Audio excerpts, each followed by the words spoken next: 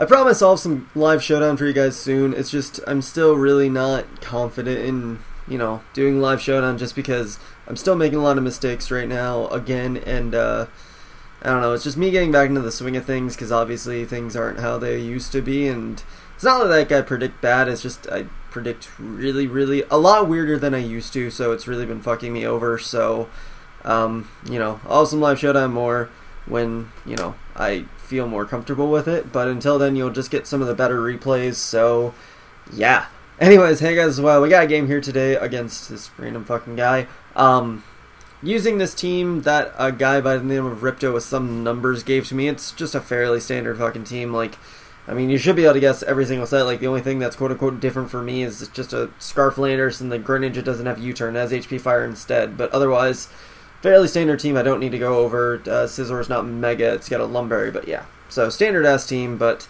whatevs. Anyways, main things I'm going to look at in this game are the Mamoswine and the Thunders on his end, because once he removes my Greninja, he should be able to deal with most of my team fairly easily, because once Thundurus deals with the Rotom, it's just, he's going to have a fucking field day with both of those, so I got to make sure I preserve Greninja well enough, or at least spread some damage on those two well enough to where they're not going to be able to just trample the hell over me and not put me in a weird situation. So that's kind of what I'm thinking. But leads on his end, I'm figuring he's going to go with the Mamoswine or maybe the Heatran.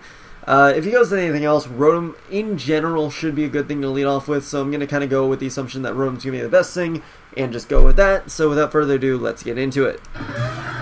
So he's going to leave with the Mamoswine like I kind of figured he would, just because I figured he'd want to get rocks up early. First turn, I know he's not going to attack me with anything, and he really is going to be hellbent on getting rocks up, so I just decided to go straight for the Will-O-Wisp and not really bullshit around in that degree.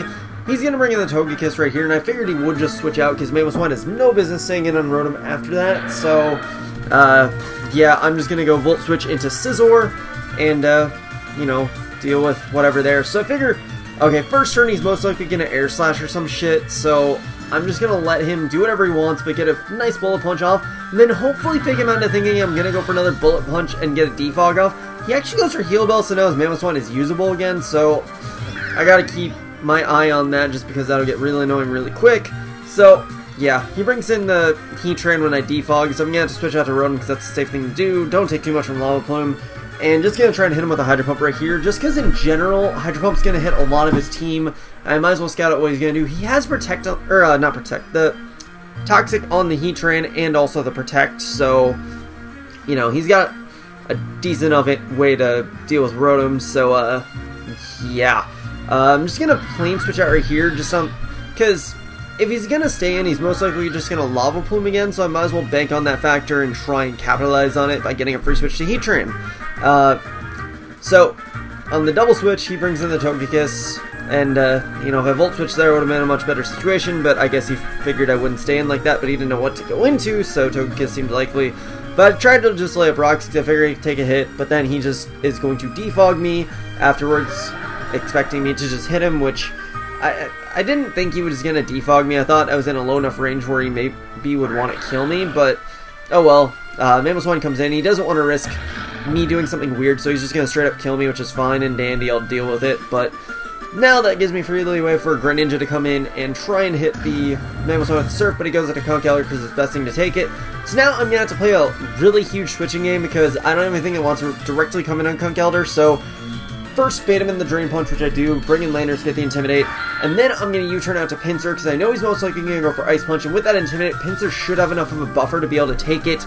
So, that is exactly the case of what happens. I take it fairly well, and then I'm going to be able to Mega Up and go for a return on whatever wants to take it, which does happen to be the Thundurus.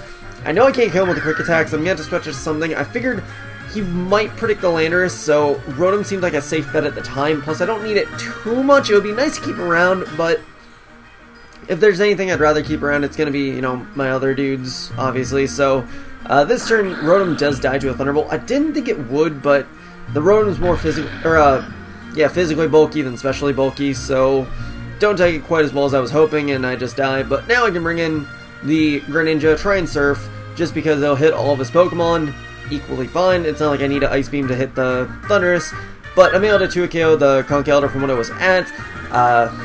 Mach Punch, I have to take it, but I still have a fairly decent enough amount of health to where I should be okay. But Clefable comes in. I obviously can't stay in. I didn't really know what it was going to do, and it starts to Calm Mind up, so that kind of sucks. So I'm just going to Scizor because I figured it would just be an all-around good thing to bring in. And, you know, at the very least get a nice Bullet Punch off. I make the mistake here of going into Pinsir. If there's anything I should have gone into, it was probably the Landorus, but, I mean, I saw the Flamethrower, I quick ran a damage calc, and I was like, okay, I'm just going to risk the max damage and hopefully take it out. I barely missed the kill, so that is really unfortunate, because now I'm stuck with, Greninja and Landorus, and it's just going to be a tough way to deal with those three Pokemon with a Choice Scarf Landorus, so yeah, that's going to be fun. But anyways, he's going to bring in the Mamoswine on my Greninja, which I found weird. I didn't really see why, but at the very least, for him, my Greninja does die. If only I survived with a little bit more health, then this game would have been perfectly mine, but unfortunate as it is, I'm just going to have to try and finish off all of his remaining Pokemon with Knockoff, because that's the only thing that's going to hit everything, and it's going to have the most damage output for Heatran to be able to hit both. Anyways, I could have Rock Slided, but obviously, like I said, Knockoff is going to do more, at least initially. And then after that, it's just going to be the better off move anyways, because whatever. But Knockoff the leftovers, so, you know, he misses a form of recovery, but he does have the Toxic working on me now with the Protect. He should be able to whittle me down enough eventually, so yeah. Hoping I can take a Lava Plume well enough, because that is a 2-hit KO with the Knockoff, but unfortunately, with the toxic damage, that's going to take me down this turn, so I was just a little bit short of getting that win there, but, you know, it was a fairly good game otherwise. If I'd played the Pinsir a little bit better, I would have been okay, but, you know, that's how it goes. I think, yeah, because Pinsir would have been able to at least take down the Thundurus with Quick Attack if you decided to bring that in.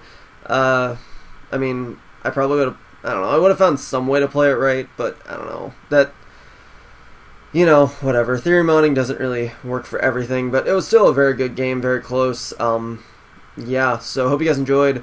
Like I said, I'll get some live Showdown going soon. I'm just going to try and do as many frequent uploads of just Showdown replays as I can, just to help me get more into the swing of it, and hopefully, you know, get people garnered back to this kind of shit. I don't know, whatever, but yeah, I guess that's going to be it for now, so hope you guys enjoyed. Such blah, comment, sub, and later, guys.